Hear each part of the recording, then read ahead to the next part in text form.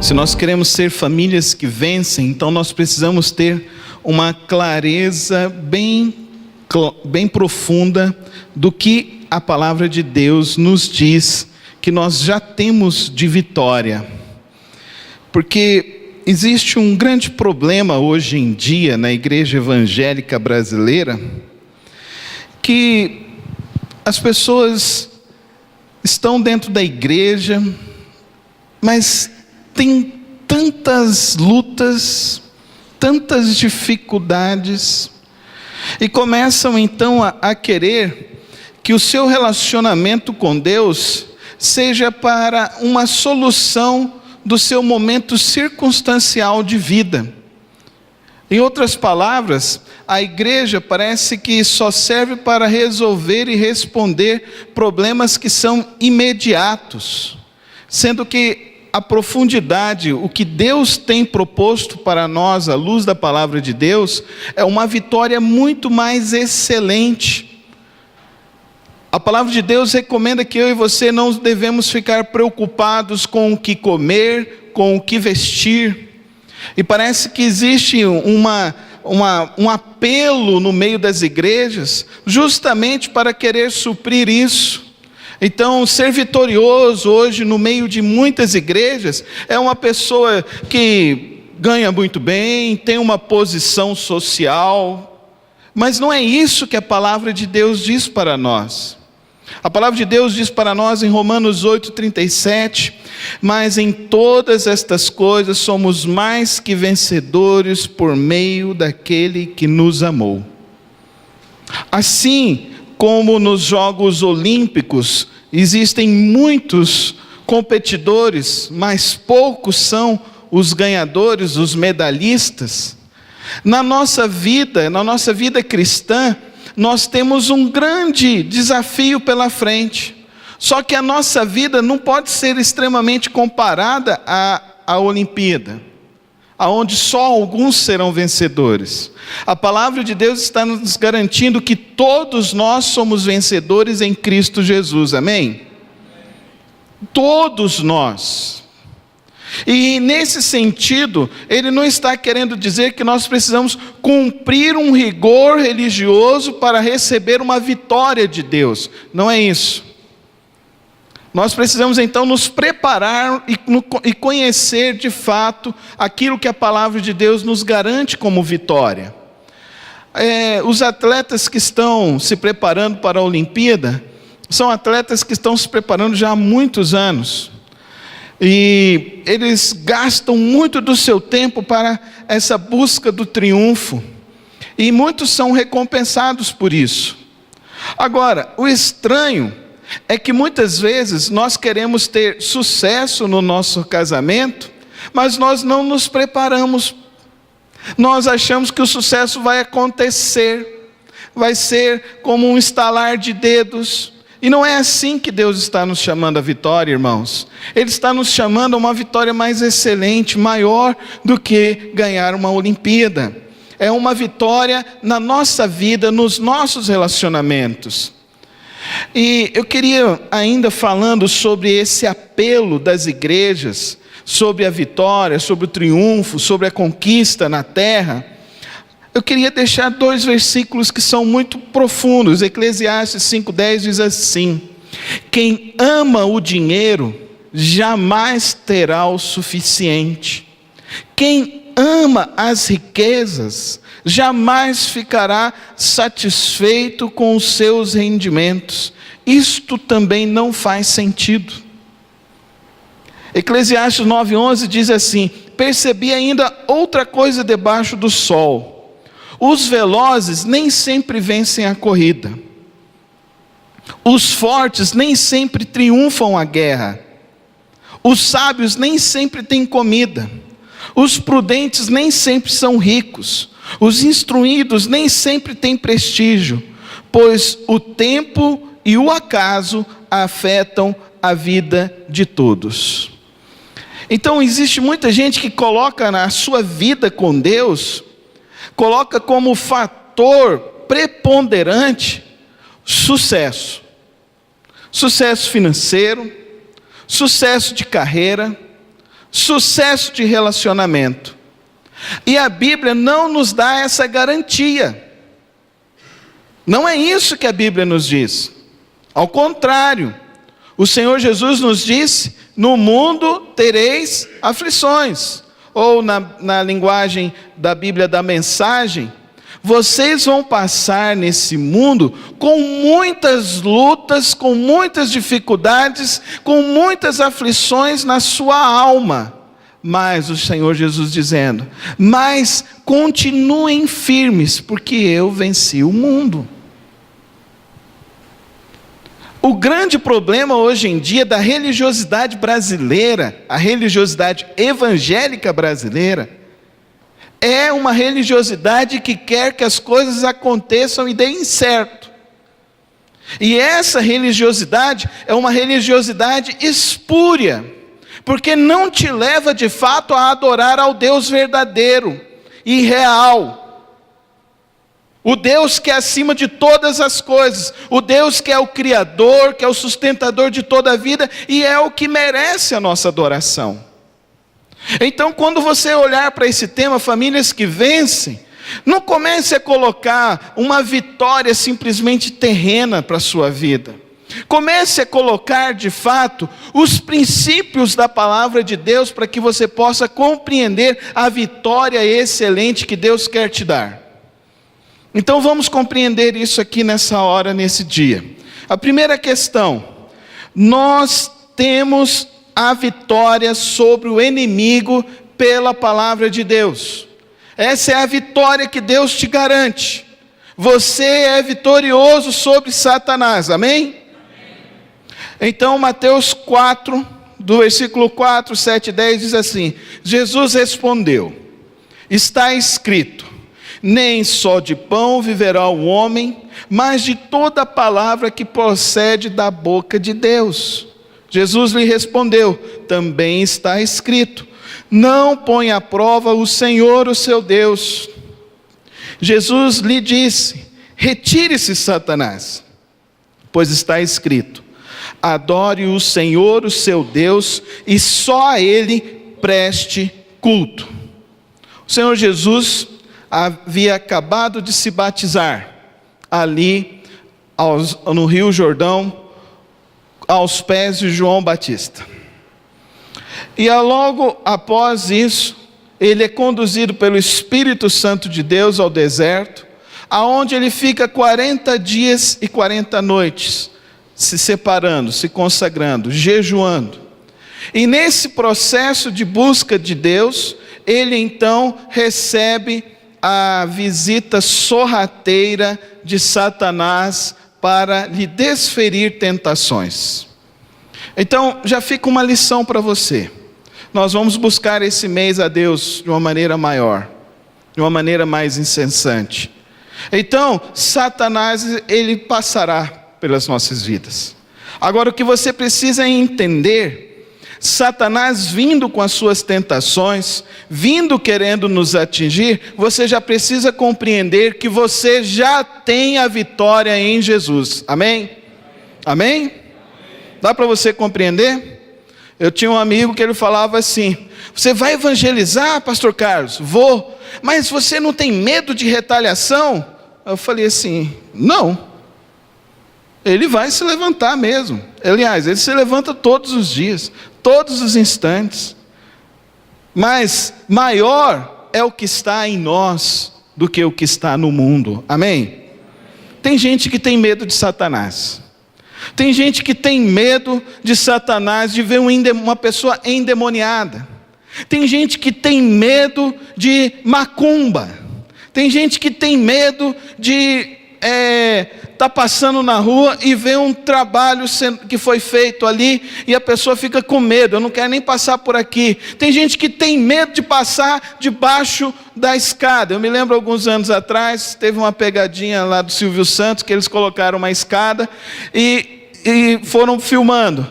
O primeiro parou, olhou, passou do lado. O segundo passou, orou, e aí de repente vem um cara com a Bíblia. E o cara com a Bíblia, sabe o que ele fez? Parou e não passou debaixo da escada. Tem crente que tem medo de olho gordo, tem medo de inveja. Tem crente que tem medo de quebrar espelho. Gato preto na sexta-feira 13. E estão falando que dia 13 é a queda, né? Final, né? É significativo esse dado. Uma coisa que nós precisamos entender, queridos. Jesus venceu Satanás para que eu e você possamos vencê-lo em nossas vidas. Ele vai tentar, ele vai agir. Não fica pensando que ele vai ter fair play. Não vai ter fair play. Ele não dá descanso. Ele nos tenta constantemente. Mas 1 Coríntios capítulo 10, versículo 13 diz: não virá sobre vós nenhuma tentação a qual vós não podeis resistir. Amém? Então você está blindado. Você não precisa fazer uma sessão de descarrego. Você não precisa colocar sal grosso na sua casa. Você não precisa colocar a bundinha do elefante virada para a porta. Você não precisa andar com a arruda. Você não precisa andar com a oração dentro da sua carteira para ser protegido. Você não precisa colocar a notinha de $10 na carteira para atrair mais dinheiro, não. E essas coisas são mandingas, são portas que você abre para um mundo espiritual que Satanás vai agir. Ou você, hoje, decide confiar na palavra de Deus, confiar na verdade que Cristo venceu a Satanás, para que você possa vencer e resisti-lo, ou nada pode te guardar nesse mundo. Nada. Pode ser a oração de não sei quem, pode ser a reza de não sei quem, pode ser o que for, não te guardará.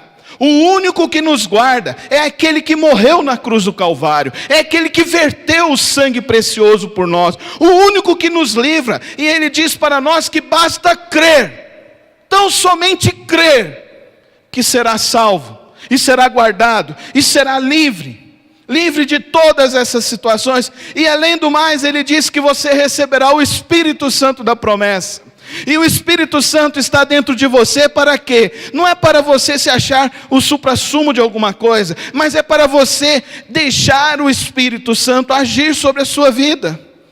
Jesus respondeu às 3 tentações com a palavra de Deus. Jesus respondeu às 3 tentações com o poder do Espírito Santo saindo dos lábios dele. Por isso, querido irmão, lembre-se de qual lado você pertence. Qual é o lado que você escolheu viver nessa vida?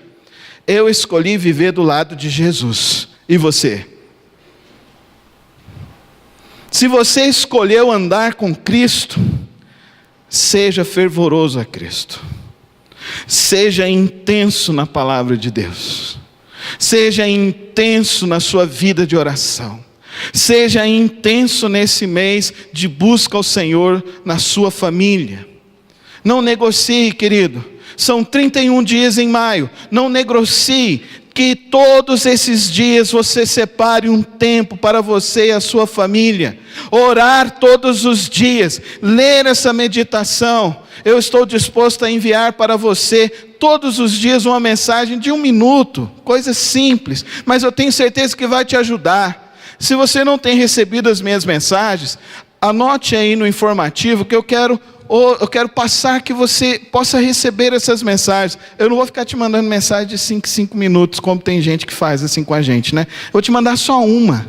9 horas da manhã, você já vai estar acordado, então pode ficar tranquilo. Eu espero, né, que 9 horas você já esteja acordado, trabalhando, né? Então, vou estar mandando as mensagens para você, porque o meu interesse é te ajudar. O meu interesse é estar orando. O nosso compromisso é fazer com que a sua família se fortaleça no Senhor. Amém? Você pode contar com a gente nisso. E você precisa aprender essa verdade hoje. Satanás vai te tentar? Vai. Mas você pode vencer a todas as tentações. Amém?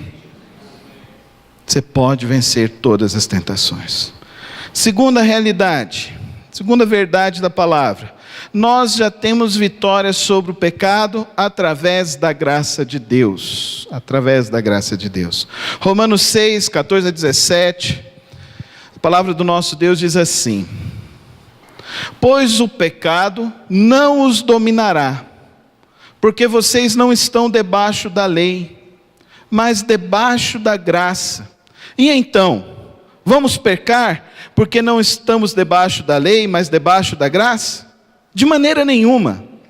Não sabem que quando vocês se oferecem a alguém para lhe obedecer como escravos, tornam-se escravos daquele a quem obedece? Escravos do pecado que leva à morte ou da obediência que leva à justiça?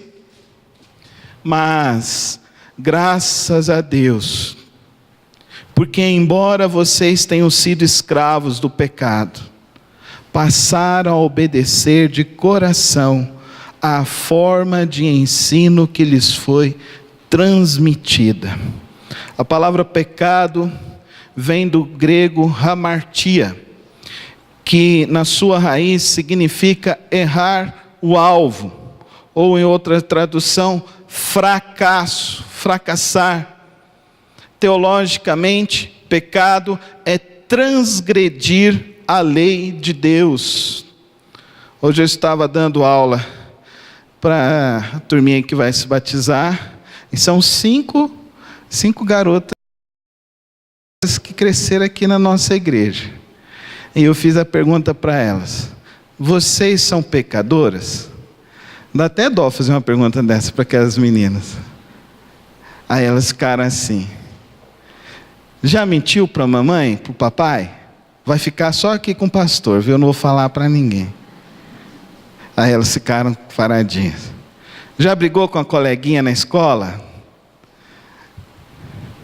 Já falou assim: eu não gosto dessa professora? Porque a gente acha que pecado é matar, é roubar o outro. A gente coloca categorização de pecado. E pecado, na palavra de Deus, é transgredir a lei de Deus. E Jesus disse assim: nós temos 2 mandamentos para cumprir. Aí você me diz se você cumpriu os 2 mandamentos hoje: amar a Deus sobre todas as coisas e amar ao próximo como a ti mesmo. Você cumpriu os 2 mandamentos hoje? Se você não cumpriu os 2 mandamentos, você é pecador. Você fracassou. Mas não só você, eu também. Porque a palavra de Deus também nos diz que todos nós somos pecadores. Nenhum de nós. Por isso que eu não sou humanista. O humanismo, na sua essência ideológica e filosófica, ele diz que o homem é bom, que o que estraga o ser humano é o ambiente onde ele vive. Não. O que estraga o ser humano se chama pecado. O que Deus deu de antídoto para a solução do pecado é arrependimento. E o arrependimento a Cristo transforma. Por isso que quando eu conheci o Alexandre lá em São Paulo, que era um traficante, que era um assassino, mas que se arrependeu e se converteu e se transformou numa outra pessoa, e hoje tem uma casa de recuperação em Santos. Ele se transformou num homem de Deus e hoje ele resgata as vidas, porque é somente Deus que pode fazer essa mudança. Eu queria te perguntar assim: qual realidade humana que foi criada que pode transformar uma realidade de um ser humano assim, totalmente fracassado, e ele se tornar uma pessoa nova? Ou como eu disse pela manhã, esse mês que passou, nós estávamos lá na igreja batista de Vila Nova, e eu ouvi o testemunho do irmão Zé Reis. O irmão Zé Reis é casado 51 anos com a irmã Jerusa. E o irmão Zé Reis disse assim: por 32 anos eu fiz essa mulher sofrer. Eu fiz essa mulher, eu chegava bêbado, eu bati nela, eu gastei o meu dinheiro, recebia e gastei o dinheiro todo e passamos fome. Mas em 32 anos eu nunca vi essa mulher reclamar. Mas eu vi essa mulher orando. E essa mulher orando foi me conquistando. E a minha vida foi se transformando. E aí ele falou: agora faz 20 anos que eu nunca mais me tornei um alcoólatra por causa de Jesus e das orações da minha esposa. Dá para você entender o que é a graça? Nós recebemos a graça de Deus, nós não compramos nada, nós não somos merecedores de nada. Deus nos perdoou, Deus nos transformou, e para que nós possamos viver agora nessa graça, vivemos nessa graça pela palavra de Deus, e amando a Deus, e amando o caminho de Deus, a vontade de Deus. Por isso, irmãos, nesse tempo, creia verdadeiramente que nós precisamos orar mais, creia verdadeiramente que nós precisamos estar mais juntos, integrados, participativos, chamando as pessoas, porque é Cristo Jesus que pode mudar a vida de alguém, é Cristo Jesus que pode transformar o casamento de alguém, é Cristo Jesus que pode salvar e mudar a história da nossa nação, é Ele. E se somos mudados pela graça, não é por um espírito religioso, é simplesmente pela graça de Deus. E eu te convido a isso, nesse mês, a você compreender mais da graça de Deus.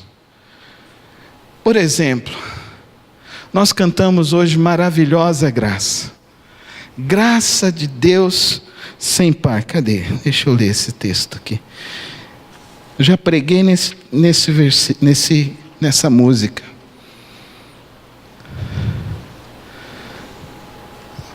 Uns 3 anos atrás eu pedi para o Nairo cantar, ele falou que não sabia essa música, não cantou. Hoje ele cantou, eu falei, glória a Deus.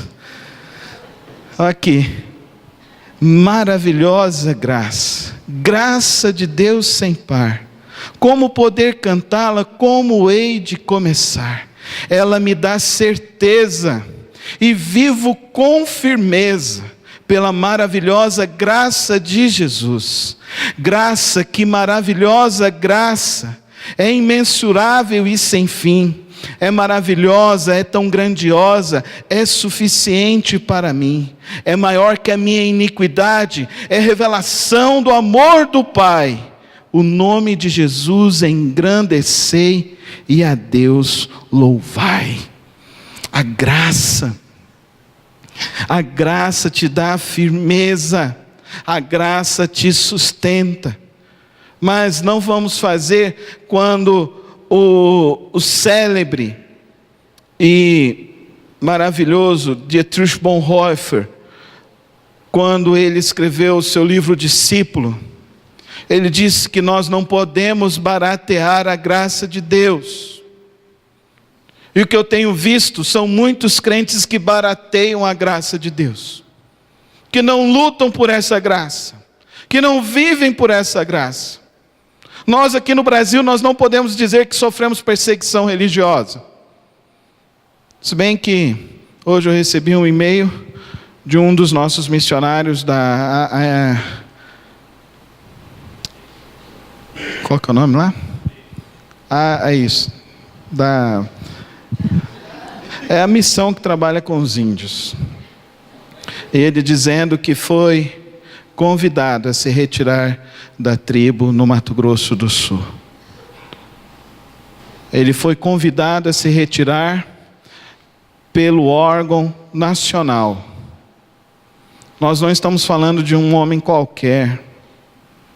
Nós estamos falando de um homem que ele já traduziu, que primeiro ele pegou a língua desse povo e já está alfabetizando esse povo.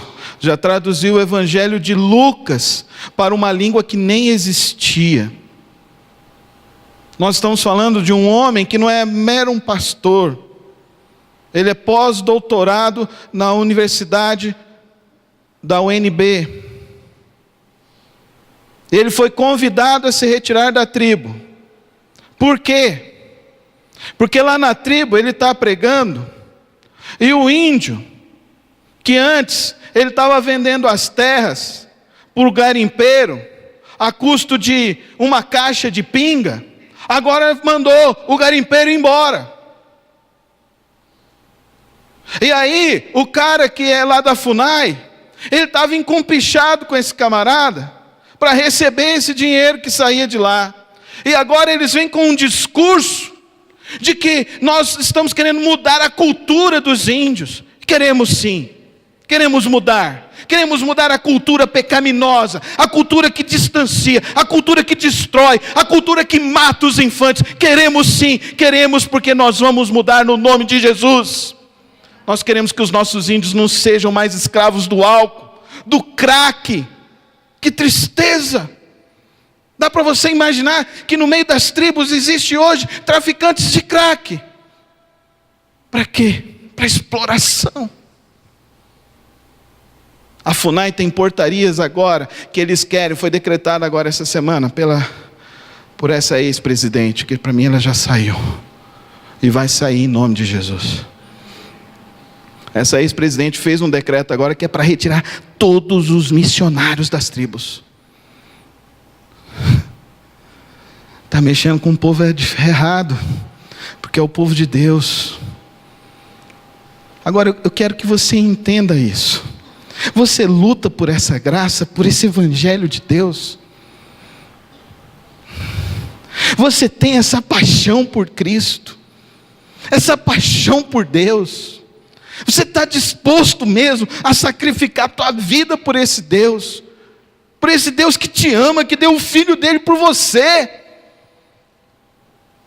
Você está alargando de fato, você está olhando hoje nós estamos 1º de maio de 2016, se você olhar 1º de maio de 2015 para hoje, você pode dizer, eu sou uma pessoa melhor hoje, eu sou uma pessoa melhor hoje por causa da graça de Deus, por causa do amor de Deus, eu ganhei pessoas para Cristo, eu estou trazendo pessoas para o Senhor Jesus.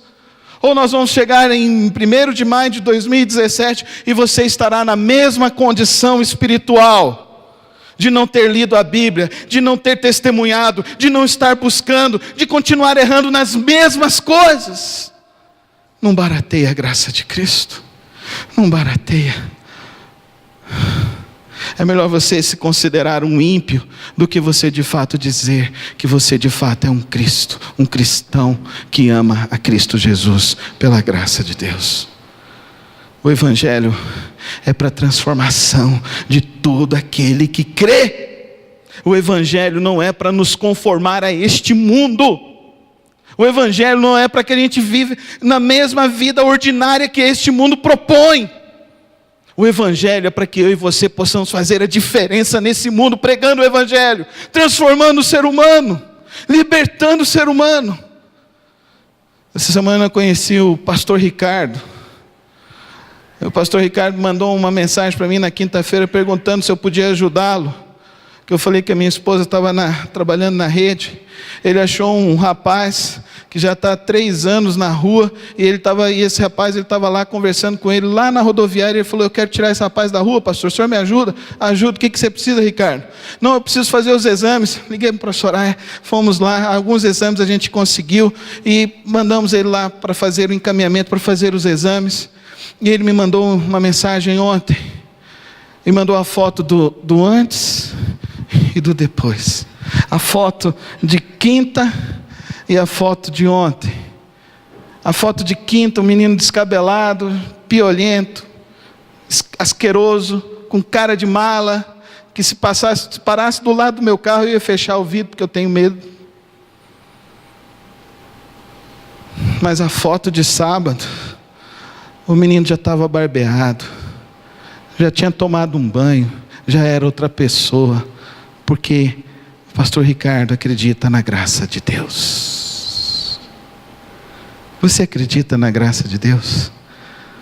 O que você faz com ela? Você coloca dentro do seu envelope e vai embora? Ou você vive pela graça de Deus? Terceiro, para ser uma família que vive a vitória à luz da palavra de Deus, eu e você precisamos entender que já temos a vitória sobre o mundo pela fé. Por gentileza, leiam 1 João 5, 4 e 5.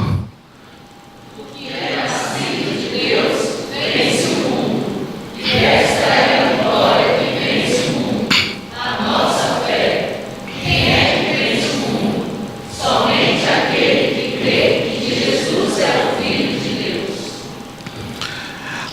Nós vivemos num mundo terrível.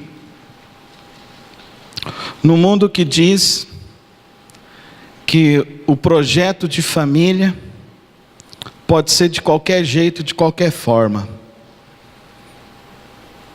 Nós vivemos hoje num mundo que aceita divórcio, e vivemos hoje a igreja que aceita divórcio de qualquer jeito e de qualquer forma. Nós vivemos num mundo que diz que se for casal, se for uma união de pessoas do mesmo gênero, tem que ser considerado família. E um dia desse eu entrei no embate, uma pessoa me mandou, eu virei e falei assim: isso não é família. Família é o que está na palavra de Deus. Deixará o homem a sua casa, unir-se-á a sua mulher, e os dois se tornarão uma só carne, e serão assim família de Deus.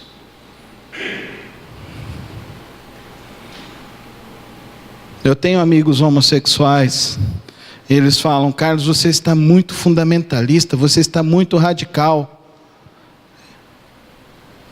Eu disse para ele: eu vivo pela fé do Evangelho em Cristo Jesus.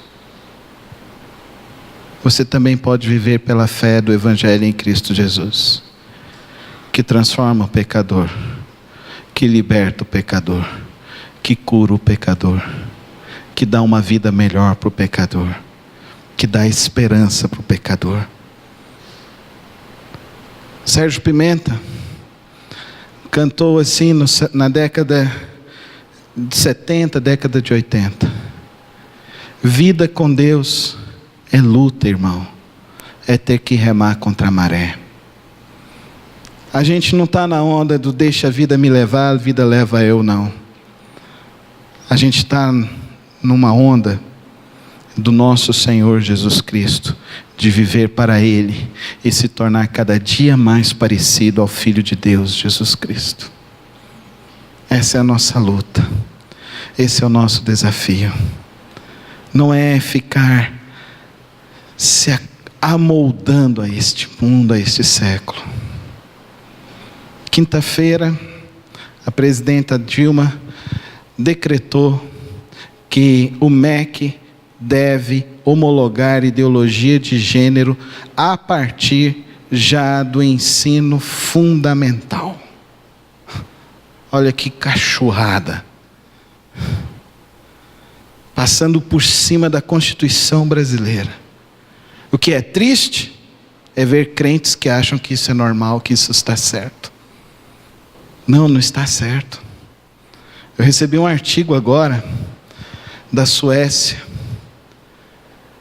A Suécia é o país onde se prega isso. E se você, sendo cristão, você não permite o seu filho a participar das aulas, você é convidado perante o juiz e você pode ser preso. Então eles estão dizendo que você então tem que pregar e ensinar as pessoas a sexualidade. Então eles passam filmes pornográficos para as crianças de 7, 8, 9 anos. Passam filmes pornográficos de pessoas de sexos diferentes, do mesmo sexo, isso aí nas salas de aulas na Suécia. Aí, o aborto é livre na Suécia. Na década de 70, quando as igrejas ainda eram firmes e fortes na Suécia, o índice de aborto naquele país era infinitamente menor. Era coisa de 10 para 100 mil. No último ano, foram promovidos 250 mil abortos na Suécia. De crianças de 12, 13, 14 e 15 anos. Por quê? Ideologia de gênero, ensinar sexo para os meninos, vai ajudar eles a terem mais consciência para fazer sexo na hora que eles forem praticar. Isso é o inferno. Isso é o inferno, isso é o diabo tentando colocar a promiscuidade, a permissividade, a sodomização. A gente vive no país da corrupção. Para mim é fora Dilma, fora Cunha, fora todos os corruptos. Todos que estão na Lava Jato, para mim, tem que ser preso, engaiolado, ficar pelo menos 25 anos preso, sem poder sair. E até aqueles últimos que a presidente agora deu o voto lá para que no final do ano eles pudessem voltar para casa, eles, para mim, eles tinham que voltar e ficar presos também. Porque me dá tristeza de saber o que está acontecendo no Brasil. Eu fico enojado de ver o que está acontecendo no Brasil. Porque todo esse dinheiro, se fosse revertido para a saúde, se fosse revertido para a educação, se fosse revertido para a segurança, nós estaremos vivendo no melhor país do mundo. No melhor país do mundo. Agora, o triste é, nós somos assediados para sermos corruptos, não somos? Somos muito assediados para sermos corruptos. Mas nós não podemos abrir mão de sermos honestos, de sermos altruístas, de sermos verdadeiros amigos da verdade. Viver com Cristo, o que Cristo nos chama para viver, é a vitória que vence o mundo. É a fé em Cristo Jesus. Tem esse compromisso com a sua vida. Tem esse compromisso de viver pela palavra de Deus. Tem o compromisso de crescer na palavra de Deus. Tem o compromisso de andar pela palavra do nosso Deus.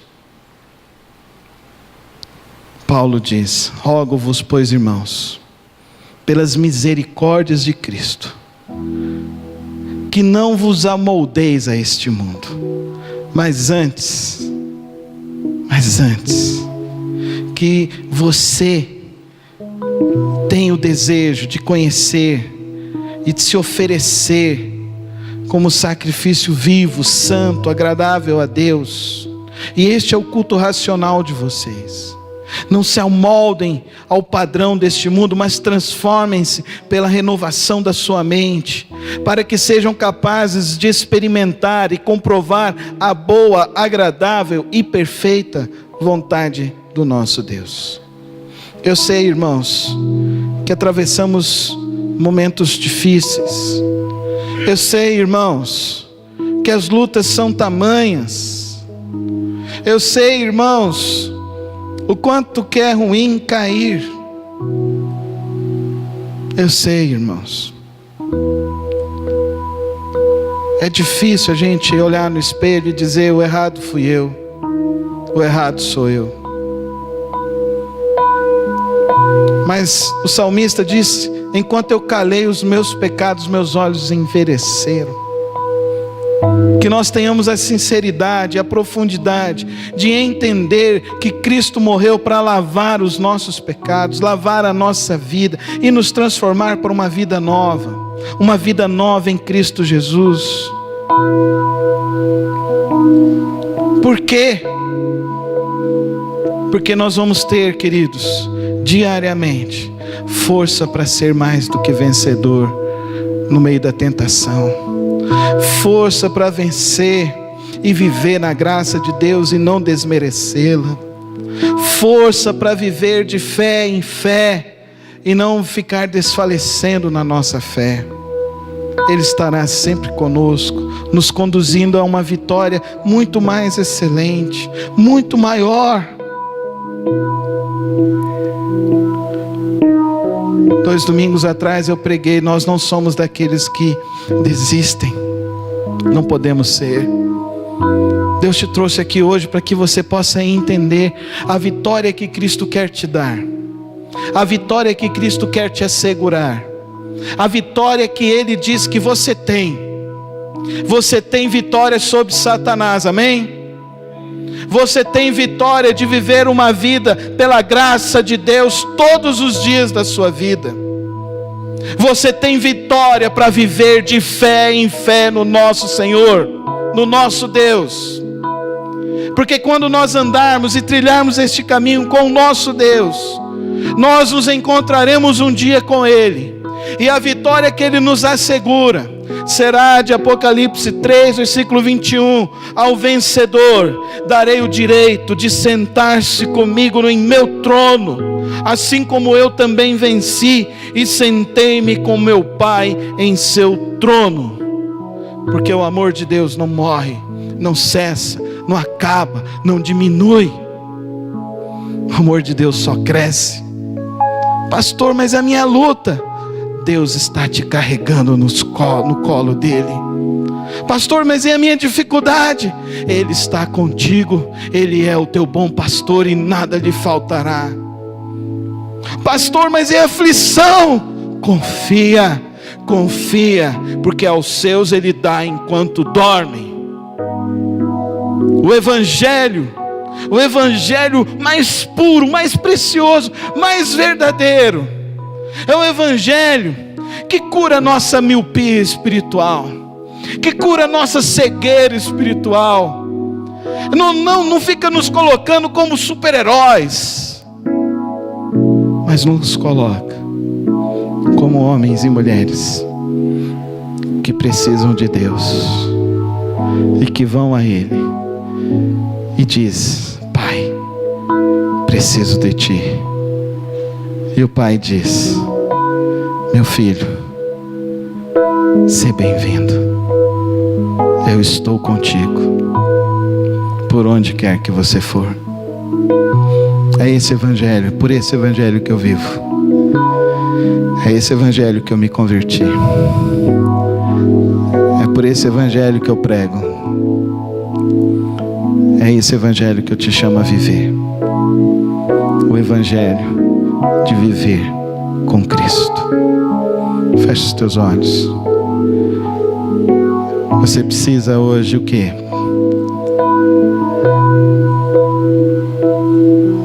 Força para vencer a tentação. Você precisa hoje assumir mais compromisso com a graça de Deus. Você precisa hoje de fé. Peça a Ele agora. Ele te dará abundantemente de força, da graça e da fé. Mas se hoje você chega à conclusão de que você ainda não tinha realmente compreendido esse Evangelho, e que hoje você compreendeu esse Evangelho, e você quer hoje assumir um compromisso com Jesus e dizer: Jesus, eu quero que você seja o Senhor e Salvador da minha vida, porque eu quero viver essa palavra agora na minha vida. Se você quer tomar essa decisão hoje, só levanta a sua mão que eu quero orar por você aqui nessa noite. Levanta a sua mão que eu quero orar por você. Amém, amém. Amém, Senhor, amém. Amém. Vamos ficar em pé na presença do nosso Deus. Vamos orar ao Senhor nessa hora. E vamos confiar no nosso Deus, o nosso Deus, o nosso Senhor.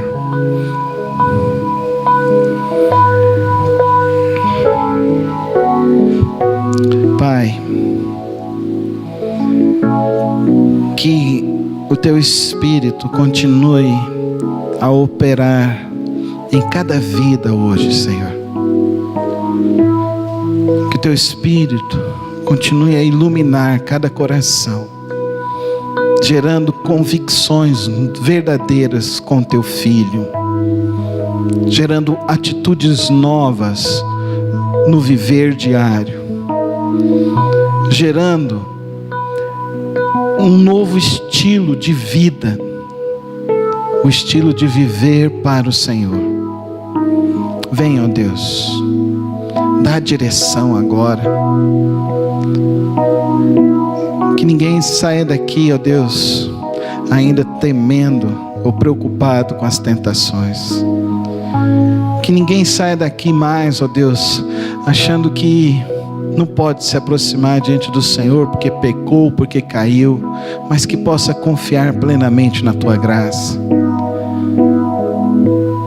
Que ninguém, ó Deus, saia daqui desencorajado diante de tantos dilemas para se viver, mas que saia daqui, ó Deus, crendo que o Senhor estará adiante, estará à esquerda, à direita, estará em cima, embaixo, por onde quer que formos. Dá-nos fé, dá-nos segurança da tua verdade, em nome de Jesus, em nome de Jesus, em nome de Jesus.